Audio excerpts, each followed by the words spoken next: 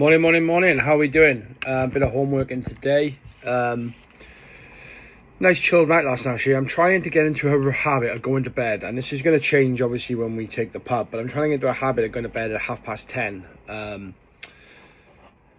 through the week, because it's a bit late on weekends, but even if I get it, like last night, we got to bed at 11, or 11. I was asleep by probably 30:30, and I slept all the way through till 7 o'clock, so, because it was a rest day today for gym, so I had a bit of I'm trying to catch up on my sleep, and sleep is the one thing that I talk a lot about, actually, on the trainings, sleep, and it's the one thing that I probably struggle with. So the last 2 nights I've slept all the way through until my wake up time, which is brilliant, because normally I either got to go to the toilet or I just wake up and I check the time or whatever it is, but and I think it's because I'm not getting enough, so my body's always trying to recover, and then if I am panicking, then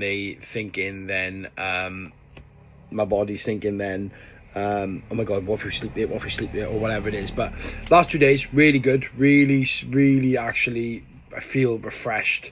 Got up, done everything I need to do.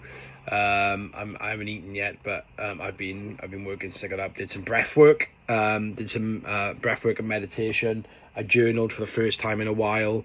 So yeah, doing everything I need to do at the moment, and I feel so much better for it. So it's a homeworking day today, so another admin day, which is great. I don't get many of them. I had 2 this week, which is on really. Excuse me. I'm honoured with having 2. But yeah, I need to get some of those in. So I've got a meeting now. I'm gonna let you guys jump into the meeting a little bit, and then I'll show you bits of it, but I'm not going to show you it all because it depends what's discussed, obviously. But yeah, I'm meeting now with a company called Shot Glass Marketing, who are a PR and marketing company that we're going to be using for me to help to try and just push the brand a bit nationally and internationally a bit more.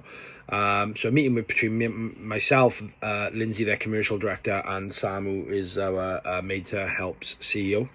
And we're going to talk about what we're going to need and what we're going to do there. And then we've also looking at, we're buying a new company that we're looking to expand with. So we're recruiting for that. And then just working on some other bits then for other clients, and then obviously the businesses. And it's a very good time for me at the moment. I'm very busy and I love it. And as a leader, I love my hands in many pies, and I love to wear many hats. And in some companies I'm the CEO, in some companies I'm the COO, in some companies I'm just the founder. But they all fall more or less under the total group, which is fantastic. I say a lot, don't I? The last thing I want to try and do is I want to just recommend these 2 books. Now, most of you will know this. This book, Who Moved My Cheese, is a fantastic book. It's about change management. I give this to every client I ever do. So every client I work with, I give them that book, which is fantastic. It was introduced to me by a lovely woman called Verity, probably 12 years ago now. And I read it probably twice a year, every year. And I give it to any client because it really helps you when you're looking at navigating change. The other book is a new one for me. I've read it and I've given that now. It's called Outside the Mage, and it's the follow-up to this one. So this one is about all change, and this one is the follow-up about the people who didn't change in the first book but may or may not change in the second book. So I highly recommend these. So definitely crack on and see what you can do with them, because they are fantastic books. This one especially, if you struggle with change, honestly, and look, it literally 60-90 pages, takes about 40 minutes to read, maybe an hour, depends how quick you read. I read it like twice a year. It's fantastic. And this one's the same. This one's about 70 pages, but again, nice short read, really good. Does what you need to do. But I would definitely recommend both books. They're written by Dr. Spencer Johnson. He also does another book called The Present, which I've talked about a couple of times before about being present. But these 2 books, if you're going through changing your company or your personal life, these 2 books are ideal. But also always start with Who Moved My Cheese was fantastic. Okay, I'm going to jump onto the call now, and I will catch you guys in a bit. Down the Devils, doing some filming, kind of Devils. That was nice. Cool for a sponsor.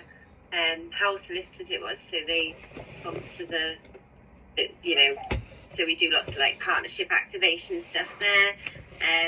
So yeah, really varied but good. So today's the first day work from home. So when you said Teams, it worked perfectly because I feel like I've been on the road all week. But I said that to you. I was like, I'm sure Lindsay worked from home on Fridays. I was like, yeah, I know. But you know, yeah, I mean, it's not set in stone, so I'd meet you guys anywhere. But it's just nice to have that one day, isn't it, to catch up? Because this week on the roads, I mean, Lee, for you from Swansea way, it's been yeah, and I've been up that way like 3 times this week, Sam and I. So when we said about doing it on Teams, I didn't argue with it. I was like, yeah, sounds good to me. Yeah, you can just get through so much. You know, you can do so much other stuff, can't you? And this is going really well and exciting times ahead, Sam. Yeah, so Lee's just trying to get me with the times with marketing, which I'm really bad at. I'm like an old person. I'm like, I don't see the point of it. Like, I do everything relationship, but Lee's finally pushed me into it, so I'm fully on board now. Yeah. Right. The relationship works great, and Sam's probably the best at it. It's just, I think, if we're going to go national, international, it's very difficult to be always relationship to relationship, and people need to look at our brand and know what we are without having to meet Sam. Otherwise, she doesn't have any time for anything else. She's constantly shaking hands and kissing babies. So yeah, I mean, it's about the brand, and what we're finding with the businesses we're working with at the minute, it's just time saving for them. So I think we spoke about this, Lee, but like Sam, you can't be everywhere, and as you say, if someone is you're talking about made help or Googling that you're taking it, scaling up. We're doing a bit more of a casual look today, working from home on school run. So obviously you've listened to some of the meeting that I had with my PR and marketing company. It's going to be a great, actually, do you know what? It's going to be a fantastic brand when we push it, and I'm going to use them for other stuff. I'm going to use it for me, I'm going to use them for all the companies, but we're going to start with Made to Help and really push them to the next level, and get Sam's face out there and everything, and really go for it, because we are going international with that, so that's fantastic. Be a bit quieter now today because obviously it's Fridays I try, it actually gets a lot busier in a couple of weeks on Fridays, but I try and do the school run, pick my kids up. So I just picked my boy up because he's not very well, so I just picked him up. I'm just waiting in college now for my daughter, so I'll try and get all this done from a school run point of view. But I want to jump on and I want to talk about influencers, and not all influencers, but influencers are like leaders, and people look up to them, and people, especially youngsters. Now there's some out there that are just an absolute joke, if people can make money from doing something, I 100% crack on, because I'll do anything to make money. Okay, money is probably the driver in my life outside my family, without a shadow of a doubt, because you can't do anything without money. And I don't care when people say money doesn't make you happy. Yes, it does. Money doesn't buy you friends. Yes, it does. And it's not the money that does it. It's the financial freedom and the time you get back with money. So anybody says to me, you can't be happy chasing money. Yes, you can. And I'll argue with anybody say you can't, because you can. Money is the be all and end all for financial and for time freedom. And time freedom brings you happiness. 100%, and I will not have anything but say the difference. Anyway, going back to influencers, there's that influencers out there right now, and I'm not talking pop stars and stuff, because I'll come on to that's a different thing. As you know, I work in the entertainment security industry, and I've been around a long time, as well as other stuff. But there's people out there that make money from just being unhealthy, rude, obnoxious, stuffing their faces in kebab shops, and they think they're celebrities, and all well for them for many times now, but that's a role model to kids. What gets on my nerves is when, and if they want to do that on TikTok and stuff, it's fine, because you can block them and get rid of them, right? It's when people put these idiots, right, promoting this crap, Phoebe, and you guys all know what I'm on about. I'm not just that person, there's others out there, right? Oh, good in my belly, and all that crap, right? It's when people promote that crap and put them on family events. Now, if people want to go and see them, if you want to go and see them in a nightclub, you want to go see them in a new nightclub, running their bellies, looking sloppy and disgusting, then fine. But if I'm taking my kids to a family event, right, the family event should be family friendly. Not somebody coming on stage and going, what the fucking hell's going on, boys? Fucking hell, fucking hell, fucking this, fucking hell. Like, come on. 4-year-old in the audience. I got a 12-year-old in the audience. That is an influencer. That is somebody that people... No! Absolutely not. Absolutely disgraceful. It's not cool. It's not good. And you're not a celebrity. You're a small little person in a small little world, in a small little town that thinks they're clever. Get a job. Living off the dole as well, half of you. Like, come on. My issue is, it sends the wrong message. If you put stuff on TikTok and act like a dickhead, you'll make money. No. Now, as you all know, I'm not a huge fan of the education system. So if you can make money by any means, I support it. But don't, like, someone with, like, kebab and grease on their face. No. Like, no, just absolutely not. Why is it, as a society, we won't follow people that are good, talking about good brands, good ethics, good morals, good business sense. They talk about fitness, but we'll follow somebody or people that are sloppy, horrible, rude, obnoxious, and we wonder why the way Britain's fucked. Forget the immigrants and all that shit that you want to talk about. Our own people are embarrassing. It's embarrassing that we're giving them a platform and then putting them on stage with the kids.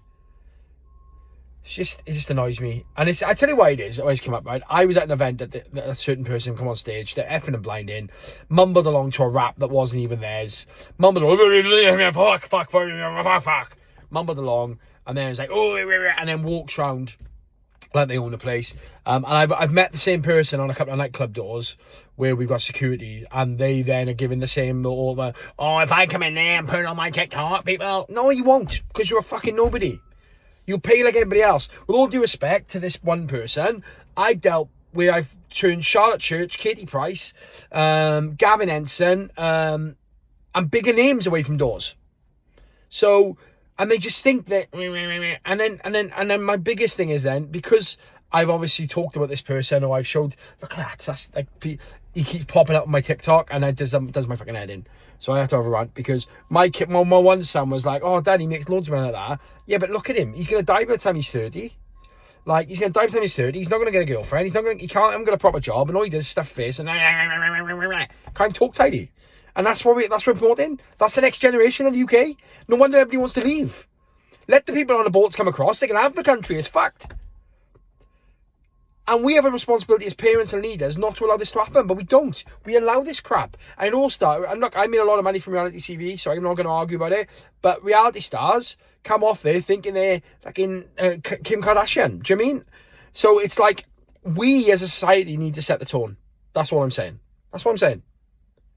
Sorry for the rant, but it pisses me off. The UK in general pisses me off at the moment, and we promote this crap. Yeah, I bet you might do a charity event, or you might do something, charity event. It can be something that you need support with. It could be a new business, and nobody supports it. They want to make you fail. But we'll support big, useless idiots like this that have no talent and are just loud. Sorry for the rant. Hope you enjoyed it. See you all soon.